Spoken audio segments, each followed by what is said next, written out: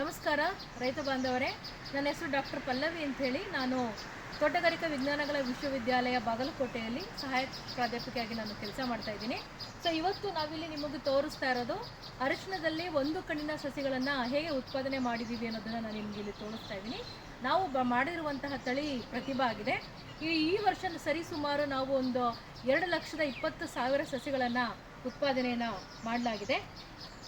ಅರಿಶಿಣ ಸಸಿಗಳನ್ನು ಸಾಮಾನ್ಯವಾಗಿ ಬಿತ್ತನೆ ಗೆಡ್ಡೆಯನ್ನು ಬಳಸಿ ನಾವು ಬೆಳೆಯನ್ನು ಬೆಳೀತಾ ಇದ್ದೇವೆ. ಆದರೆ ಒಂದು ಕಣ್ಣಿನ ಸಸಿಯನ್ನು ಬಳಸಿ ಕೂಡ ನಾವು ಬೆಳೆಯನ್ನು ಬಹಳ ಉತ್ತಮವಾಗಿ ಬೆಳೆಯೋದಕ್ಕೆ ಸಾಧ್ಯ ಆಗಿದೆ. ಗೆಡ್ಡೆ ಬೆಳೆಸಿದ್ದಾದರೆ ನೀವು ಸುಮಾರು 10ರಿಂದ 12 ಕ್ವಿಂಟಾಲ್ನಷ್ಟು ತಾಯಿಗೆಡ್ಡೆ ಬೇಕಾಗುತ್ತೆ. ಆದರೆ ಈ ರೀತಿ ಸಸಿಗಳನ್ನು ಮಾಡಿ ನಾವು ಬೆಳೆಯನ್ನು ಉತ್ಪಾದನೆ ಮಾಡೋದಾದರೆ ಸರಿಸುಮಾರು ನಮಗೆ ಒಂದು ಎಕರೆಗೆ 3ರಿಂದ 4 ಕ್ವಿಂಟಾಲ್ ಬಿತ್ತನೆ ಗೆಡ್ಡೆ, ಅದೂ ಬೆರಳುಗೆಡ್ಡೆ ನಮಗೆ ಸಾಕಾಗುತ್ತೆ.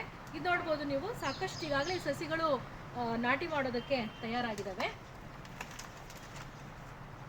ಇಲ್ಲಿ ನೋಡಿ, ಸಾಕಷ್ಟು ಬೇರನ್ನು ಇದಾಗಲೇ ಬಿಟ್ಟಿದೆ. ಇಲ್ಲಿ ನೋಡ್ಬೋದು 2 ಎಲೆಗಳು ಈಗಾಗಲೇ ಅರಳ್ಕೊಂಡಿದೆ. ಸೊ ಈ ಸಸಿ ಇವಾಗ ನಾಟಿ ಮಾಡೋದಕ್ಕೆ ಸಿದ್ಧವಾಗಿದೆ. ಬಿತ್ತನೆ ಅಂದರೆ ಪ್ರೋಟೀನಲ್ಲಿ ಬಿತ್ತನೆ ಮಾಡಿದ ಸುಮಾರು ಒಂದು 30ರಿಂದ 35 ದಿವಸಕ್ಕೆ ಈ ಸಸಿಗಳು ಬಿತ್ತನೆ ಮಾಡೋದಕ್ಕೆ ಅಥವಾ ನಾಟಿ ಮಾಡೋದಕ್ಕೆ ತಯಾರಾಗುತ್ತೆ.